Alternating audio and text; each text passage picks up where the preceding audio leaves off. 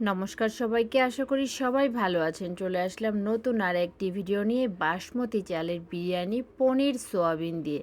বাচ্চারা নাকি পনির সোয়াবিন খেতে চায় না, দেখি না আজ না খেয়ে যায় কোথায়। তৈরি করে ফেললাম। সোয়াবিনটা জল গরম করে ভিজিয়ে দিলাম। এদিকে পেঁয়াজ, রসুন, আদা, লং, গোলমরিচ, কাজু বাদাম, কাঠবাদাম, কিশমিশ, টমেটো সব কিছু ব্লেন্ডার করে নিলাম।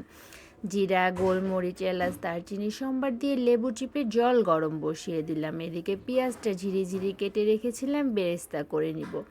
একটু লবণ দিয়ে লাল লাল করে ভেজে তুলে নিলাম। সেখানে ছোট ছোট করে সিদ্ধ করে আলু কেটে রেখেছিলাম, আর কিছুটা পনির হলুদ, লবণ আর মরিচ গুঁড়া দিয়ে লাল লাল করে ভেজে নেব। ভাজার সময় খুব সুন্দর একটা গন্ধ আসছে। এদিকে জলটাও ফুটে গেছে। বাসমতি চালটা ধুয়ে পানি ঝরিয়ে রেখেছিলাম, দিয়ে দিলাম। এদিকে পনির আলুটাও লাল লাল হয়ে গেছে, আমি তুলে নিলাম। পনিরের খুব সুন্দর একটা গন্ধ আসছে।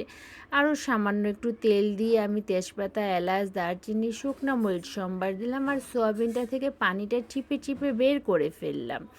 করে সেই তেলে সয়াবিনটা লাল করে ভেজে মশলাটা দিয়ে দিলাম। আর ধনিয়া জিরার গুঁড়া দিলাম, মরিচ গুঁড়া দিলাম, হলুদ গুঁড়া দিলাম, পরিমাণ মতো লবণ, ব্লেন্ডার ধুয়ে জলটাও দিয়ে দিয়েছিলাম। মশলাটা ঢাকনা দিয়ে ঢেকে দুবার তিনবার নেড়ে চেড়ে আমি কষিয়ে নিলাম। ভাতটা এদিকে দেখলাম হয়ে গেছে, ছাঁকনিতে ছেঁকে নিলাম। ভাত থেকে লেবুর খুব সুন্দর একটা গন্ধ আসছে। এদিকে মশলাটাও কষানো হয়ে গেছে, তেল ছেড়ে এসেছে। আমি প্রায় 5-6 মিনিট ধরে মশলাটা কষিয়ে নিয়েছি, আর কষানো হয়ে গেছে তখন সেখানে আমি 2 চামচ টক দই দিয়ে দিলাম। টক দই দিয়ে মশলাটা আরও ভালো করে নেড়ে চেড়ে নিব। টক দই দিলে বিরিয়ানির টেস্টটা যেন একটু অন্য রকম চলে আসে। আমি 5-6 মিনিট আরও দই দেওয়ার পরে এইভাবে মশলাটা কষিয়ে নিলাম। সয়াবিনের রসাটা মনে হচ্ছে এমনিই পরোটা, রুটি, ভাত দিয়ে খাওয়া যাবে। কেউ চাইলে এভাবে করেও সয়াবিন বানিয়ে নিতে পারেন। আমার যখন মশলাটা কষানো হয়ে গেছে, আমি পানিতে চালটা ঝরিয়ে রেখেছিলাম, সেই চালটাও দিয়ে দিলাম।